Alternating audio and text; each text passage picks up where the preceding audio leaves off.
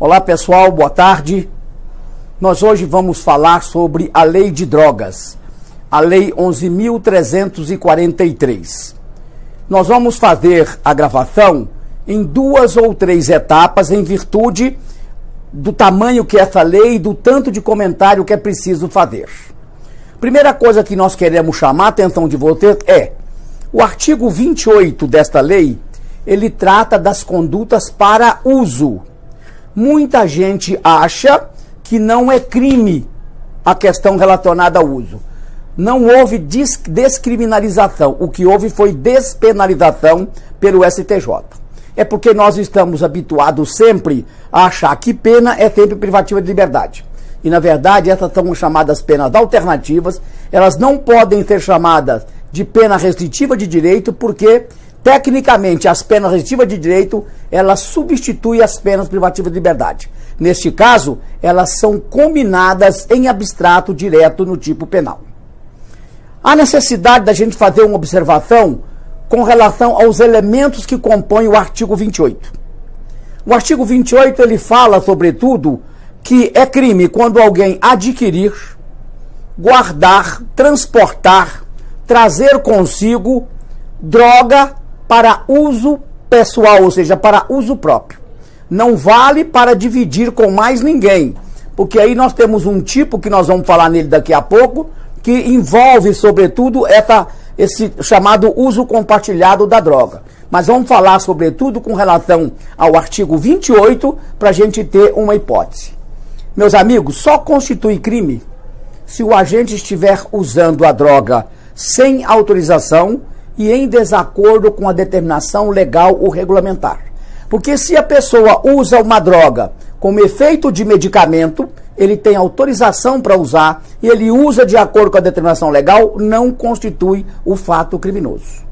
Outra coisa que nós não podemos esquecer é que o uso da droga em si não constitui crime. O que constitui crime são as condutas para uso.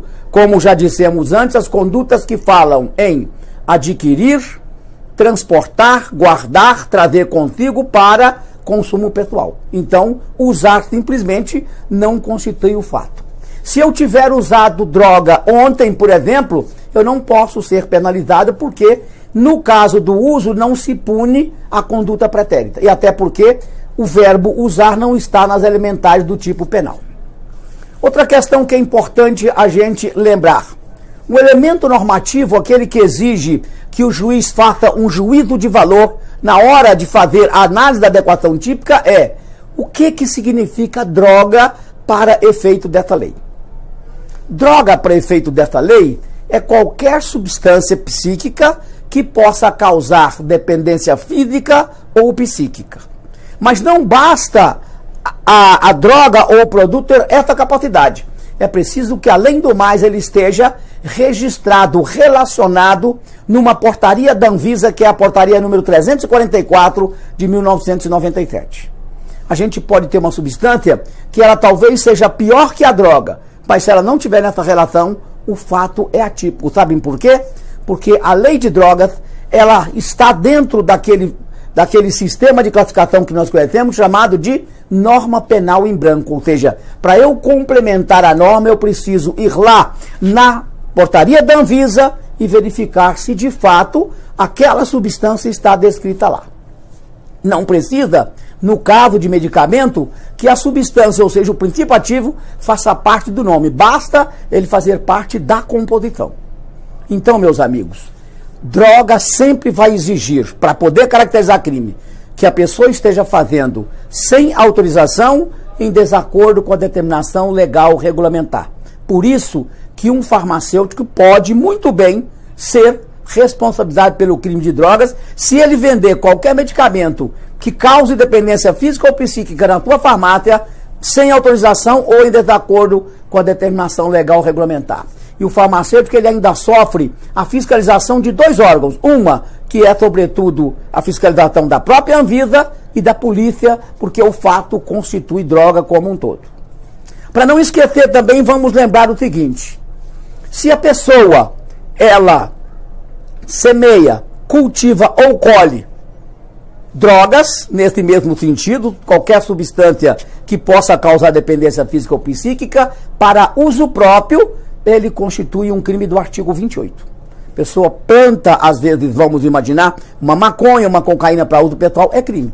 Não é por isso que a gente está aí, às voltas com essa discussão sobre liberar o plantio para fazer medicamentos, e o nosso país ainda não decidiu sobre esse fato, mas constitui crime. Agora, o que é mais interessante, como colher para consumo próprio constitui o fato criminoso, se por acaso eu estiver passando numa lavoura de plantas psicotrópicas, e o plantio não é para consumo, é para produção de drogas em alta escala, mas eu entrar lá e colher só para o meu consumo pessoal, eu respondo só para o meu consumo pessoal. Então é importante lembrar disso, né? Porque já caiu questão dessa no exame da ordem uma vez. Outra coisa, o artigo 33 da Lei 11.343, ele trata sobretudo da questão relacionada ao tráfico. Mas ele tem um parágrafo que determina o que as pessoas costumam chamar doutrinariamente de uso compartilhado ou de tráfico privilegiado. O que significa isso? Eu tenho uma droga, mas não é só para o meu consumo pessoal. Mas eu pego esta droga e, eventualmente, eu me encontro com as pessoas do meu relacionamento, eu não tenho lucro nenhum nisso e uso essa droga junto com eles. Então isso não é tráfico, porque a finalidade não é traficar, mas também não é só para consumo próprio. Então ele tem uma pena um pouco maior. Não tem pena das que nós vimos lá, né, combinada em abstrato, semelhante à pena restritiva de direito. Ele tem pena privativa de liberdade e multa. Então é importante lembrar disso, ou seja, não é? Usar droga eventualmente com pessoas do seu relacionamento sem qualquer intenção de lucro, constitui esse fato que nós acabamos de falar para vocês, que é chamado uso compartilhado, que está num dos parágrafos do artigo 33. Agora, não basta a pessoa ser do conhecimento daquele que leva a droga, tem que relacionar. Esse relacionamento ele está vinculado à questão familiar, trabalho, estudo, qualquer tipo de relacionamento. Conhecer só não é suficiente. Se eu pegar uma droga e usar com uma pessoa que eu só conheço e não é do meu relacionamento, eu estou cometendo o tráfico de droga do caput do artigo 33, como nós falamos com vocês. Então, é sempre importante ter essa atenção nesse fato.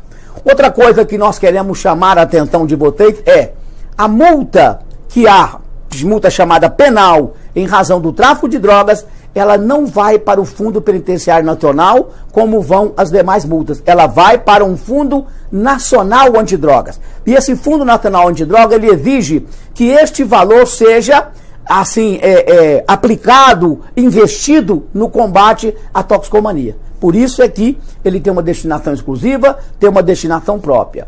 Então, meus amigos, falamos desses dois tipos de consumo. E no próximo encontro nosso, nós vamos continuar com o restante, lembrando sempre, se a substância não estiver na relação da Anvisa, o fato é atípico. Ela pode ser até pior, mais potencializada do que as que nós estamos falando, que não vai ser considerado como prefeito dessa lei.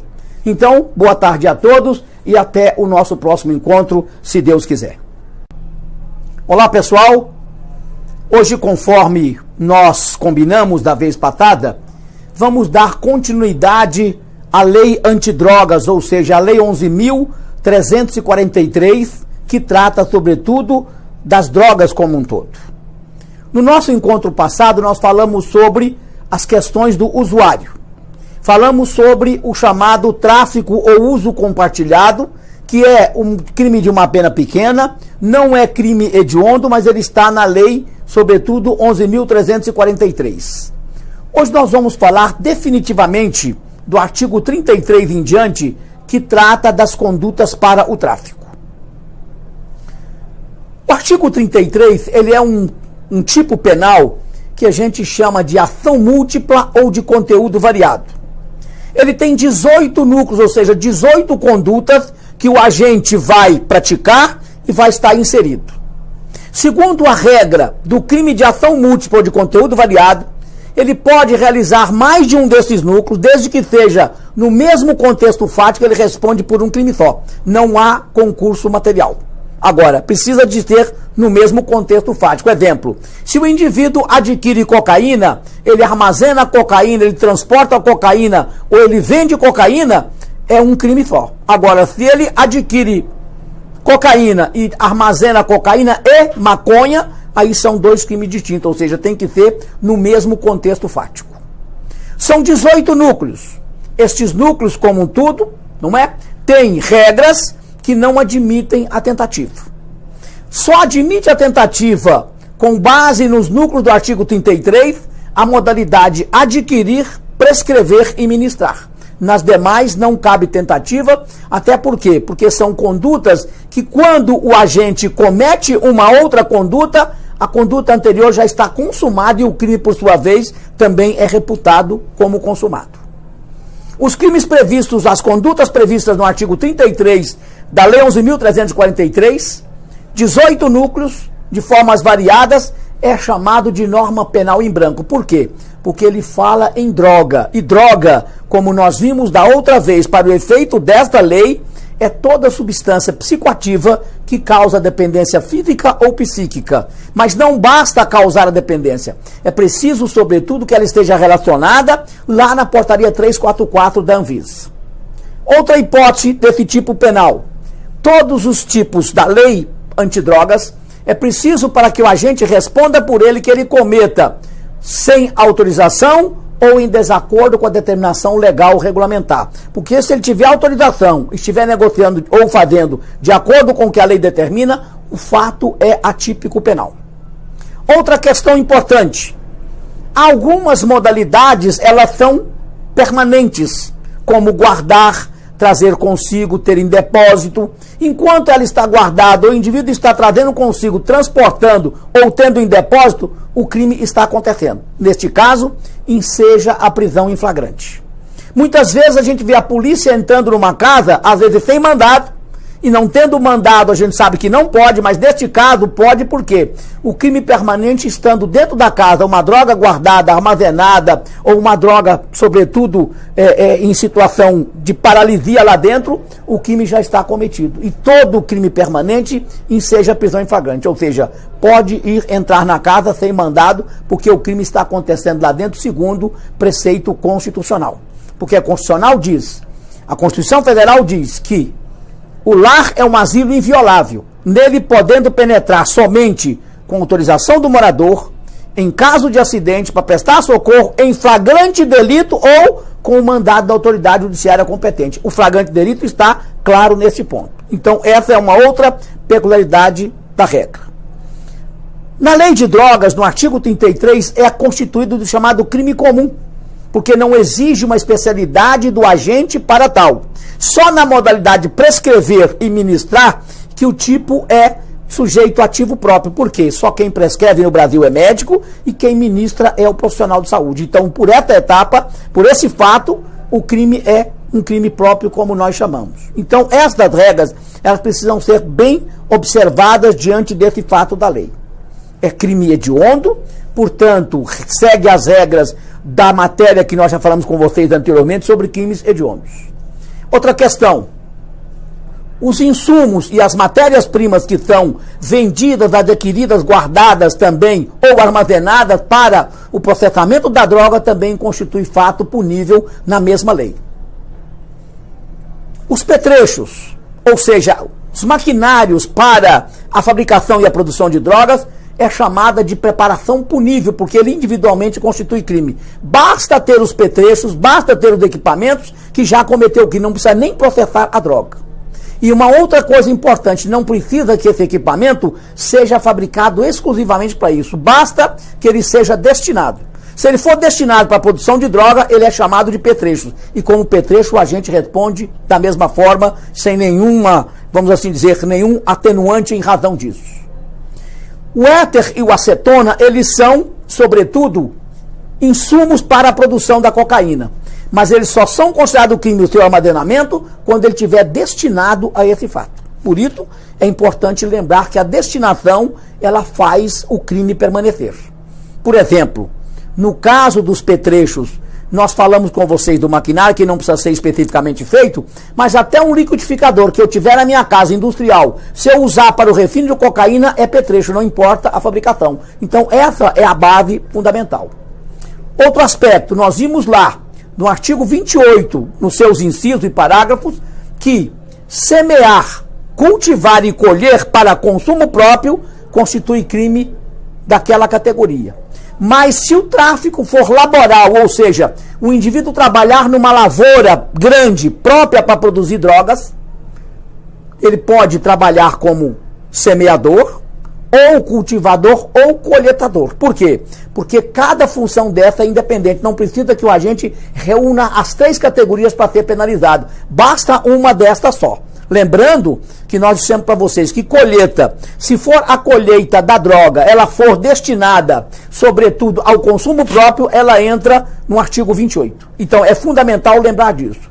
Outra questão importante, que aí nós não podemos também esquecer desse ponto. Quem semeia, cultiva ou colhe, não é tido como traficante.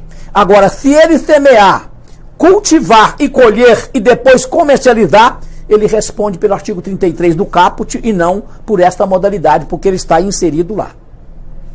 Muitas vezes a pessoa tem a posse de um patrimônio, de um imóvel, ela tem também, muitas vezes, cuida como vigilante de um determinado lugar. Se ele ceder ou usar para o tráfico de drogas, ele responde também com base no artigo 33. E o mais importante, quando fala em tráfico de drogas, não é só comprar ou vender, porque o tráfico ele dispensa, sobretudo, a chamada onerosidade, porque lá no próprio artigo 33 tem como um dos núcleos do tipo que é ceder gratuitamente, então não precisa comprar ou vender. Segundo o Supremo, também não é a quantidade de droga que é apreendida que estabelece o tráfico. O que estabelece é uma análise anterior que possa levar, sobretudo, a esse ponto. Meus amigos, vamos parar por aqui por hoje. No nosso próximo encontro nós vamos concluir esse aspecto também da lei de drogas, para que a gente possa ir informando vocês de uma maneira que permita vocês analisarem com mais tempo. Depois nós vamos juntar tudo num vídeo só no meu canal do YouTube. Boa tarde a todos e um abraço. Olá pessoal, boa tarde a todos. Mais uma vez nos encontrando aqui hoje com o objetivo definido, ou seja, de avançarmos um pouco mais na lei de drogas, na lei 11.343. Terminamos o nosso encontro passado falando sobre o artigo 33 e os seus parágrafos e incisos. Hoje nós vamos relembrar, sobretudo, a questão da chamada associação para o tráfico. A associação para o tráfico ela é diferente da associação criminosa do artigo 288 do Código Penal, porque lá exige 3 ou mais pessoas, e também difere da organização criminosa, que exige também um quantitativo de 4 pessoas em diante. A associação para o tráfico está no artigo 35 da lei em comento, e ela determina a associação de 2 ou mais pessoas. O que difere esta associação das demais é exatamente o fato de que, neste caso, a conduta é definida. A associação não tem conduta definida, a organização não tem conduta definida. Mas a associação para o tráfico, ela só vai se perfazer como crime se tiver 2 ou mais pessoas associarem-se para a realização dos crimes previstos no artigo 33 caput e no parágrafo 1º, ou seja, os chamados crimes, que a gente chama de tráfico de drogas como um todo, e também do próprio artigo 36 como apêndice. Então, é muito diferente. Outra coisa, a pena da associação para o tráfico ela é de 3 a 10 anos. A pena da associação criminosa do artigo 288 é de 3 a 6 anos.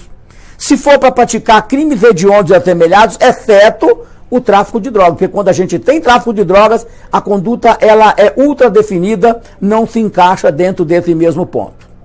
Responde pelas mesmas penas aquele que também se associa para financiar o tráfico de drogas, que está no artigo 36 da lei.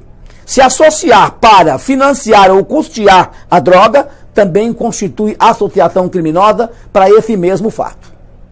Se a pessoa financiar o tráfico uma única vez, é só causa de aumento de pena.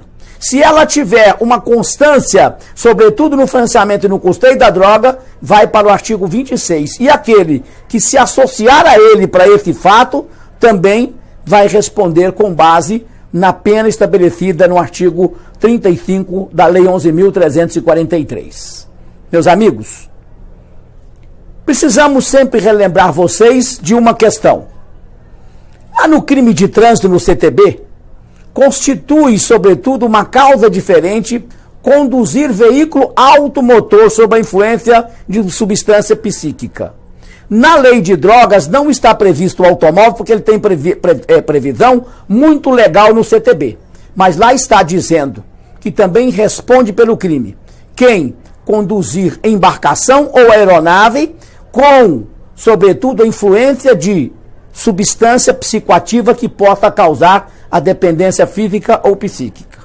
E ainda mais, se a condução for de veículo de passageiro, a pena também ela aumenta, porque exige mais daquele que conduz um veículo com passageiro do que aquele normal. E passageiro que nós estamos falando aqui não são os passageiros comuns, são passageiros angariados com recurso para buscar lucratividade. Motorista de táxi lá no código do CTB, aqui no trânsito para transportar pessoas em jet ski ou qualquer tipo de embarcação ou aeronave. Só que este tipo, na lei de drogas, só se perfaz se a influência da droga, não é, ela causar, sobretudo, uma condução irregular. Porque se ele, neste caso, o condutor, estiver mesmo sob a influência de substância psicoativa, mas não estiver colocando em risco a incolumidade física, também não tem problema nenhum nesse mesmo sentido. Meus amigos, lá na nossa lei 11.343, que trata, sobretudo, do tráfico de drogas, nós temos um tipo penal que ele diz assim: induzir, instigar ou auxiliar alguém ao uso indevido de drogas. É para o uso. E quando o tipo penal fala alguém, tem que ser uma pessoa determinada ou, no mínimo, um grupo determinado de pessoas. Porque se esta indução, instigação, ela for para um número muito grande de pessoas, ela sai do âmbito dessa lei e entra, sobretudo, para o âmbito dos crimes contra a paz pública, que lá nós temos também um tipo penal que está relacionado com, diríamos assim, um incentivo à prática de crimes. Não é o caso, porque aqui precisa ser alguém determinado neste ponto. Entende, sobretudo, a doutrina que para que esse crime também possa se perfazer, é preciso que uma mínima condição, porção de droga, chegue à mão do usuário. Caso contrário, o fato é atípico porque você não tem objeto material. Não vamos esquecer que o Código Penal, no artigo 31, ele fala, não é, que a indução, a instigação, a determinação e o auxílio só são puníveis se o crime chega pelo menos a ser tentado. Se não chega nenhuma porção de droga na mão de ninguém, não tem como caracterizar esse crime. A outra questão importante que é preciso a gente observar: quando ele fala auxiliar alguém, esse auxílio não é um auxílio com a droga, porque se for com a droga, pode ser tráfico, pode ser o uso compartilhado, mas não será esse tipo penal. O auxílio aí é o auxílio na logística, pode ser a seringa, pode ser também o próprio cachimbo, tudo aquilo que serve para usar droga. Esse auxílio é um auxílio material que viabiliza o uso da droga como um todo. Também queremos lembrar vocês que a Lei 11.343, na sua redação original, ela fala da proibição de substituir a pena privativa de liberdade por pena restritiva de direito. Esse fato não acontece mais. Segundo posição do Supremo, posição do STJ, é possível substituir, desde que o agente se encontre nas condições do artigo 44 do Código Penal para poder fazer a substituição. Isso é fundamental. Outra hipótese que a gente tem também na lei antidrogas é o informante que acontece.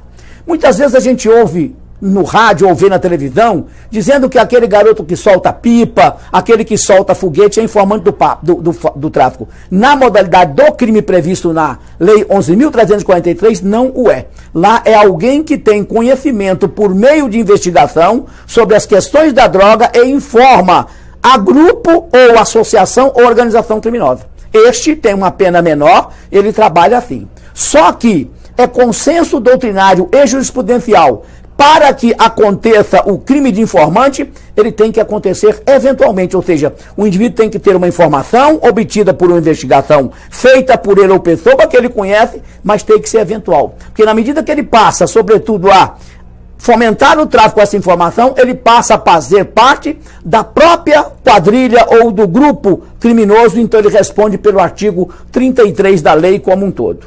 E aí, meus amigos, também devemos lembrar a vocês que é possível, sobretudo, aplicar todas as regras e a dosimetria da pena, conforme nós falamos com vocês lá no nosso vídeo sobre os crimes hediondos e assemelhados. Ou seja, aplica-se a pena considerando o resultante da dosimetria. E dependendo, pode ser regime aberto, semiaberto ou fechado, e não regime fechado integralmente.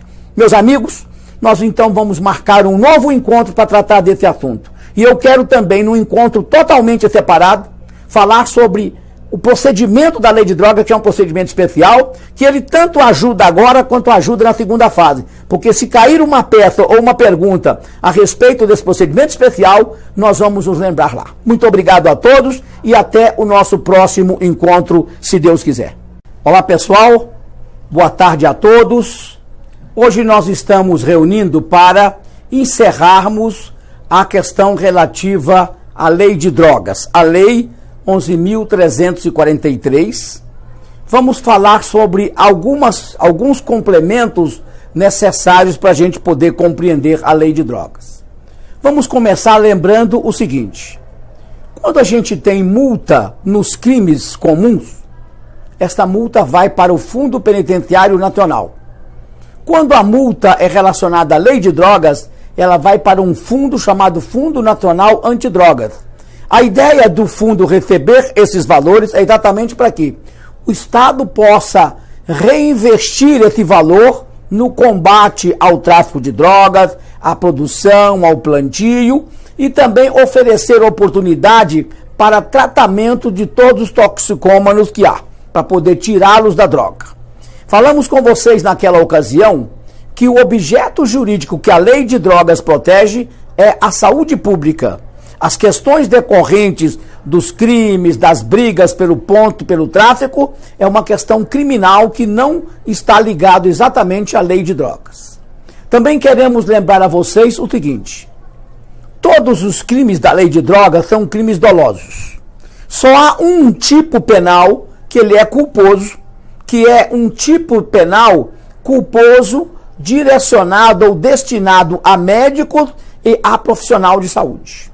Diz o tipo penal que, se o médico prescrever ou ministrar drogas daquelas que o paciente não precisa, ou colocar em dose excessivamente maior do que a necessária, respondem pelo crime na modalidade culposa. Todo crime culposo, vocês sabem, não admitem tentativa. E ainda mais, os condenados culposamente pela ministração ou pela prescrição sem necessidade ou excessivamente em dose maior, o juiz tem como obrigação oficiar o órgão de classe, ou o Conselho Federal ou Regional de Medicina, ou o Conselho Federal ou Regional de Enfermagem, para poder colocar a par esse ponto, para que estes órgãos possam também estabelecer um procedimento administrativo no âmbito interno. Outra questão importante para a gente poder falar com vocês: este tipo penal, a lei de drogas, ela tem uma delação premiada diferente. Esta delação acontecerá sempre que o delator, ao delatar o comparsa ou todo o grupo, enseja à polícia, ao Estado, a oportunidade de desmantelar a quadrilha, de prender todos os participantes e de apreender as drogas oriundas, sobretudo, da atividade desse grupo. Lembrando sempre que a palavra delação vem de delato ou delate o crimes, ou seja, delatar o próprio comparsa. Só quem participa do crime pode ser delator. E esta delação, ela não é de total isenção da pena. Ela é, sobretudo, de uma diminuição da pena entre 1 e 2 terços para aquele que proporcionar estas situações cumulativas, ou seja, prender todos os participantes, apreender toda a droga, desmantelando toda a quadrilha. Este quantitativo, o juiz naturalmente vai colocar em razão, não é, vamos dizer assim, do que a própria delação contribuiu para a apreensão e tudo. Outra coisa que nós queremos falar com vocês é que a droga, como a própria embriaguez, causa dependência. E se em razão da dependência ou estar sob o efeito de droga, originar de caso fortuito ou força maior, o Código Penal determina como embriaguez, aqui como a questão da droga, ele será isento de pena. E não é só isenção de pena nos crimes previstos na Lei 11.343. Essa isenção é para o crime de droga, mas como por qualquer um outro, ele fica isento de pena. E a exemplo do próprio Código Penal, havendo também uma semi-imputabilidade, o juiz, então, considerando que o agente, no momento da ação ou da omissão, ele não era inteiramente incapaz de compreender o caráter ilícito, ele vai ter a pena diminuída de 1 a 2/3. No 45, que é o artigo que trata dessa questão da inimputabilidade, é preciso aferir, além disso, que o agente era, no tempo da ação ou da omissão, inteiramente incapaz de compreender o caráter ilícito ou de determinar-se de acordo com esse entendimento. E para encerrar, meus amigos, esse nosso bate-papo, lembrar que as substâncias psíquicas que podem causar dependência física ou psíquica constituem crime, sendo inclusive isento de pena, podendo usar de qualquer maneira quando for para ritual religiosos. O chá do Santo Daime, por exemplo, ele é causador de dependência, mas há um acordo internacional, inclusive fundamentado no Pacto São José da Costa Rica, que não constitui crime a esta permissão. E a outra questão é que o Supremo tem admitido que as passeatas, os movimentos em prol da descriminalização do uso da maconha, não constituem o crime de incitação pública à prática de crime. Então, meus amigos, era esse o nosso comentário final para encerrar essa nossa etapa. E no momento dos procedimentos, nós vamos voltar a falar do procedimento da lei de droga. O nosso próximo encontro será para podermos tratar do chamado Estatuto do Desarmamento. Até lá, muito obrigado a todos.